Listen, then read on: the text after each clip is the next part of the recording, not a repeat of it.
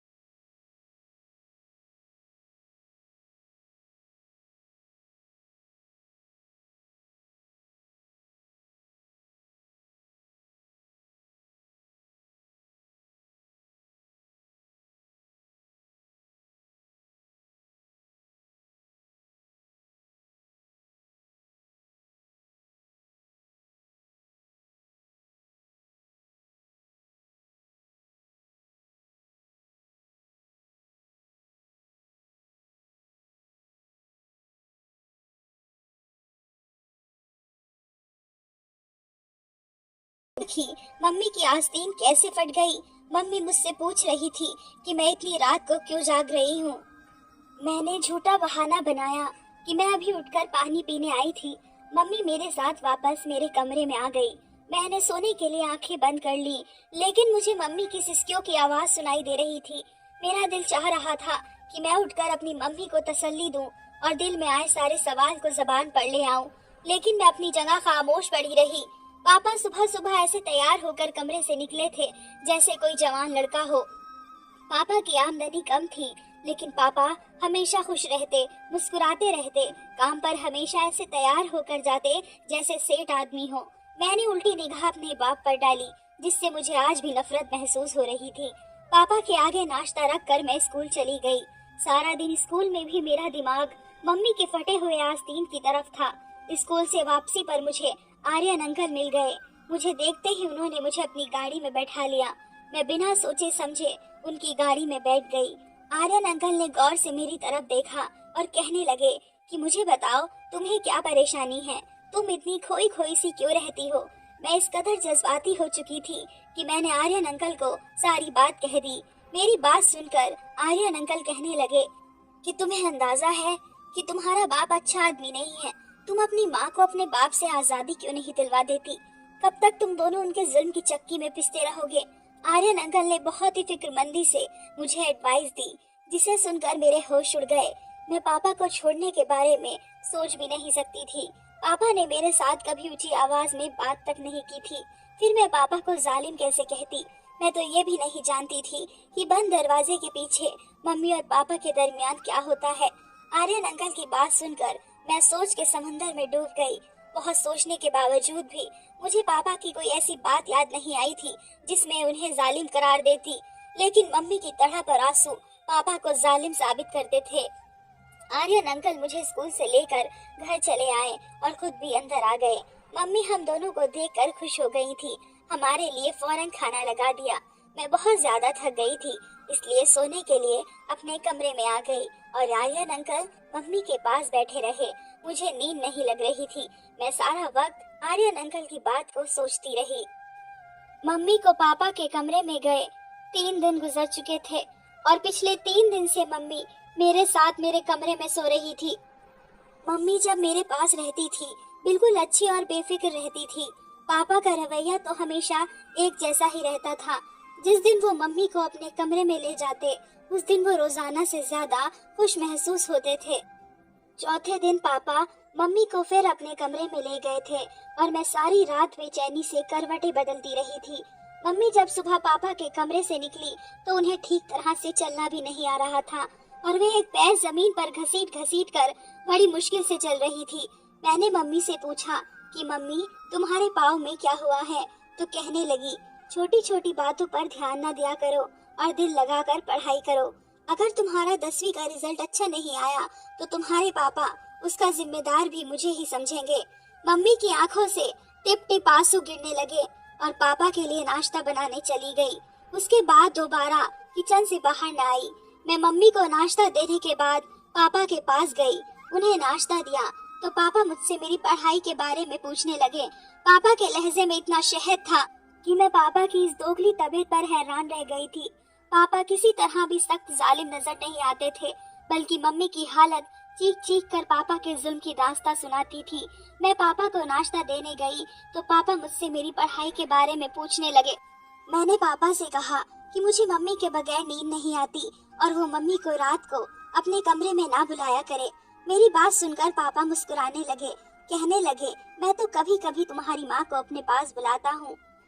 मेरा भी तुम्हारी माँ पर हक है और मैं उससे बहुत मोहब्बत करता हूँ।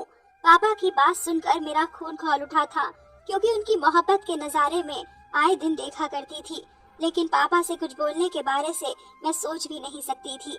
इसलिए खामोशी से स्कूल के लिए चली गई। स्कूल में टीचर पढ़ाते हुए हमें समझा रही थी कि कभी भी पूरा सच जाने बगैर कोई फैसला नहीं करना चाहिए। आधा सच हमेशा बहुत खतरनाक होता है, जो इंसान को बर्बाद करके रख देता है। टीचर की बात ने मेरे दिमाग की एक और खिड़की खोल दी थी। मैंने सोच लिया कि पापा का पूरा सच जानकर रहूंगी और फिर अपनी माँ को पापा से आजादी दिलवा दूंगी। आर्यन अंकल ने मुझसे वादा किया था कि वे हर वक्त मेरी मदद करने को तैयार रहेंगे। मेरी माँ बिल्कुल मेरे जैसी थी। मैं उम्र में 15 साल की थी, लेकिन नाक नक्श से मैं बिल्कुल अपनी माँ की तरह थी। अगली रात मैंने खुद ही अपनी माँ को नींद की दवा देकर सुला दिया और खुद अपनी माँ की चादर ओढ़कर पापा के कमरे में चली गई। पापा के कमरे में एक छोटा सा बल्ब जल रहा था। पापा अंधेरे की वजह से मुझे मम्मी समझ बैठे थे। मेरी खुशनसीबी है कि कृतिका आज खुद चलकर मेरे कमरे में आई है। पापा बहुत ही खुशी से कहते हुए मेरे करीब आए, मुझे कांधों से पकड़कर अपने बराबर में बैठा लिया। पापा के बराबरी में बैठे मेरा शरीर कांप रहा था। मैं नहीं जानती थी कि उससे आगे मेरे साथ क्या होने वाला है, लेकिन आज मैं पूरा सच जानना चाहती थी। पापा बहुत मोहब्बत से कहने लगे, कृतिका बेटी जवान हो रही है। ये कहकर तू मुझसे इस कदर दूर हो गई है कि मुझे जबरदस्ती तुझे अपने कमरे में बुलाना पड़ता है। मेरा भी तो तुझ पर कुछ हक है। मैं मानता हूँ कि हमारी बेटी जवान हो रही है, लेकिन वो इतनी छोटी भी नहीं है कि उसे ये ना समझ हो कि माँ बाप एक कमरे में एक साथ रहते हैं। तू सारा दिन काम करके थक जाती है, चल अब सुकून से मेरे साथ सो जा। मैं तुझे अपने करीब देखकर खुश हो जाता हूँ। पापा को अंधेरे की वजह से मेरा चेहरा नजर नहीं आ रहा था और पापा ने खुद ही मुझे अपने तकिए पर लेटा दिया। वे बहुत आहिस्ता आहिस्ता मेरे कान के करीब होकर बातें करने लगे। वे कह रहे थे कि अपने आमदनी का कुछ हिस्सा उन्होंने जमा कर लिया है, जिससे वह मेरी शादी करेंगे। उसके बाद जो कुछ पापा ने कहा वो सुनकर मेरे होश उड़ गए। वे कह रहे थे, मैं जानता हूँ कि आर्यन ने एक बार फिर हमारे घर का रास्ता देख लिया है, लेकिन कृतिका मैं तुझे बता दूं कि वो इंसान ठीक नहीं है और ना ही उसकी नीयत अच्छी है। पहले भी एक बार वो तुझे बर्बाद करने की कोशिश कर चुका है और अब तो हमारे घर जवान बेटी भी है, इसलिए तो एहतियात का दामन थाम के रखना। पापा को अभी तक मालूम नहीं था कि मैं मम्मी नहीं बल्कि उनकी बेटी हूँ। पापा बहुत आहिस्ता से मेरे बालों में हाथ फेर रहे थे और कुछ ही देर पापा को नींद लग गई। काफी देर तक मैं पापा के पास लेटी थी, लेकिन पापा तो बहुत गहरी नींद सो चुके थे। मैं खामोशी से उठकर कमरे से बाहर निकल आई। पापा ने कुछ भी ऐसा नहीं किया था जिससे मुझे कुछ भी समझ आता, इसलिए आर्यन अंकल और मम्मी को लेकर मेरे दिल में बहुत से सवाल पैदा हो चुके थे। अगली सुबह पापा रोजाना की तरह थे और उनका चेहरा ऐसे था जैसे मम्मी के साथ रात गुजारने के बाद हुआ करता था। मैं खामोशी से पापा का जायजा ले रही थी, लेकिन मुझे पापा के रवैये में कोई बदलाव नजर नहीं आ रहा था। स्कूल से वापस लौटी तो घर के बाहर ही आर्यन अंकल की गाड़ी खड़ी हुई थी। मैं हमेशा दूर से नमस्ते कर कर घर आती थी, लेकिन आज मैं चोरों की तरह दबे पांव घर में घुस गई। मम्मी और आर्यन अंकल मेरे कमरे में एक साथ बैठे बातें कर रहे थे। उन्हें मेरी मौजूदगी का एहसास नहीं था। जो कुछ मैंने अपने कानों से सुना वह सुनकर मेरे होश उड़ गए। मैं सोच भी नहीं सकती थी कि वो सच जिसे जानने के लिए मैं बेताब थी वो इस कदर भयानक है। मम्मी आर्यन अंकल से हंसकर कह रही थी कि मैंने अपनी गुड़िया के दिल में उसके बाप के खिलाफ पूरी तरह नफरत का बीज बोया है और अब वो दिन दूर नहीं जब मेरी बेटी अपने बाप के खिलाफ खड़ी हो जाएगी। वो बुढ़ा जबरदस्ती मुझे अपने साथ इस रिश्ते में बांध कर रखे हुए है, लेकिन अब मैं आजादी चाहती हूँ। वह मुझे कमरे में लेकर जाता है और मुझसे बात करते करते ही सो जाता है, लेकिन जैसे ही मैं बाहर निकलती हूँ तो अपना हुलिया खुद ही खराब कर लेती हूँ। मैंने गुड़िया के दिल में ये बात अच्छी तरह बिठा दी है कि उसका बाप मुझ पर जुल्म करता है। एक दिन तो मैंने खुद ही अपनी कमीज का आस्तीन तक फाड़ डाला। मैं चाहती हूँ कि जब मैं उस बुढ़े से आजादी की बात करूँ तो मेरी बेटी मेरी ढाल बन जाए और मुझे अपनी गुड़िया को छोड़कर उसके घर से ना निकलना पड़े। गुड़िया तो दुनिया को मेरी बेगुनाही और अपने बाप के जुल्म की दास्तां सुना देगी और मैं गुड़िया को लेकर तुम्हारी जिंदगी में शामिल हो जाऊंगी। आर्यन अंकल हंसते हुए कहने लगे कि हाँ, मैंने गुड़िया से भी कह दिया है कि उसे जब भी मेरी मदद की जरूरत होगी मैं चला आऊंगा। मम्मी आर्यन अंकल से कहने लगी कि पहले की तरह तुम मेरे साथ बेवफाई न करना। एक बार पहले भी तुम मुझे बीच रास्ते में छोड़कर चले गए थे। उस वक्त मेरे पति ने मुझे माफ करके अपनाया था। आर्यन अंकल मेरी माँ के हाथ पकड़कर कहने लगे कि मैंने बहुत मजबूरी में तुम्हारा हाथ छोड़ा था, क्योंकि मेरे घर वाले इस बात के बिल्कुल खिलाफ थे कि मैं एक शादीशुदा औरत से रिश्ता करूं, लेकिन अब मुझे रोकने वाला कोई नहीं है। मैं पूरे दिल से तुम्हें और तुम्हारी बेटी को अपनाऊंगा। बस गुड़िया को किसी भी तरह ये सच पता ना चले कि उसका बाप जालिम नहीं बल्कि हम उसे जालिम साबित करना चाहते हैं। गुड़िया ही है जो हम दोनों को एक करवा सकती है। मम्मी और आर्यन अंकल को यकीन दिला दिया कि सब कुछ वैसा ही होगा जैसे उन दोनों ने सोच रखा है। वो दोनों हंसते हंसते थक चुके थे और मेरे कदमों तले जमीन निकल गई थी। मेरी माँ सिर्फ मुझे ही नहीं बल्कि मेरे बाप को भी पूरी तरह धोखा दे रही थी और वह मेरे बाप के घर में बैठकर एक दूसरे आदमी के साथ मिलती थी और नए रिश्ते की बातें कर रही थी। मुझे पापा की बात याद आ गई कि आर्यन ने पहले भी हमारा घर उजाड़ने की कोशिश की थी। मैं बहुत कुछ जान चुकी थी, इसलिए कमरे के अंदर दाखिल हो गई। मुझे देखकर मम्मी और आर्यन अंकल चौंक उठे, लेकिन थोड़ी देर में उन्होंने अपने आप पर काबू पा लिया। आर्यन अंकल ने मेरी तरफ चॉकलेट बढ़ाई। मैंने चॉकलेट पकड़ने के बजाय मम्मी की शक्ल देखी और सख्त लहजे में मम्मी से पूछा कि आपको मुझे बताना पड़ेगा कि आखिर आपको पापा से क्या मसला है। मम्मी जान चुकी थी कि उनके झूठ का पोल खुल चुका है, इसलिए बिना झिझके मम्मी ने मुझे सारा सच बता दिया। मम्मी शादी से पहले अंकल से प्यार करती थी, लेकिन आर्यन अंकल ने उनसे शादी करने के बजाय दुबई जाकर नौकरी करने लगे और मम्मी की मोहब्बत को छोड़कर अपना कैरियर चुन लिया। बचपन की मोहब्बत में अपना रंग कच्चा ना होने दिया और मम्मी के दिल में आर्यन अंकल की मोहब्बत का रंग बसा रहा। मम्मी के घर वालों ने मम्मी के लिए पापा को पसंद कर लिया। मम्मी जवान और खूबसूरत थी, जबकि पापा उम्र में 10 साल बड़े थे और पापा सांवले शक्ल सूरत के मालिक थे, जबकि आर्यन अंकल हैंडसम थे। मम्मी के लिए पापा का रिश्ता घर वालों की मर्जी से था और मम्मी ने अपने घर वालों की जबरदस्ती पर पापा से शादी तो कर ली, लेकिन वो कभी पापा को दिल से अपना ना पाई थी। जबरदस्ती का ये रिश्ता मम्मी के लिए किसी बोझ की तरह था, लेकिन मम्मी इस रिश्ते को किसी तरह चला रही थी कि तभी शादी के 1 साल के बाद ही मैं माँ की गोद में आ गई थी। मम्मी की शादी के 8 साल बाद आर्यन अंकल दुबई से कुछ दिन के लिए वापस आए तो उनके दिल में मम्मी को देखकर एक बार फिर से जज्बात जाग उठे। मम्मी भी बचपन की मोहब्बत और अपने जज्बात के हाथों मजबूर होकर आर्यन अंकल से चुपके मुलाकातें करने लगी। लेकिन कुछ ही दिनों में ये बात माँ के बड़ी मम्मी को पता चल गई और उन्होंने सारे खानदान में मेरी माँ की इज्जत को उछालना शुरू कर दिया। पापा माँ से सच्ची मोहब्बत करते थे, इसलिए उन्होंने मम्मी को बदनामी से बचा लिया और इस सारी बातें को झूठा साबित कर दिया। जब पापा ने मम्मी का साथ दिया तो सारा खानदान अपने आप ही खामोश हो गया। बड़ी मम्मी के हाथ मेरी माँ तो ना सकी, लेकिन उन्होंने आर्यन अंकल पर सख्ती की और उन्हें जबरदस्ती वापस भेज दिया। मोहब्बत का जोश जंग की तरह बैठ गया था। उसे 1 साल पहले आर्यन अंकल ने दोबारा जिंदा कर दिया। अंकल हमेशा के लिए इंडिया आ गए थे और एक बार फिर वो मम्मी के पीछे दीवाने हो गए थे। मम्मी को तो पहले ही दिन से पापा पसंद नहीं थे।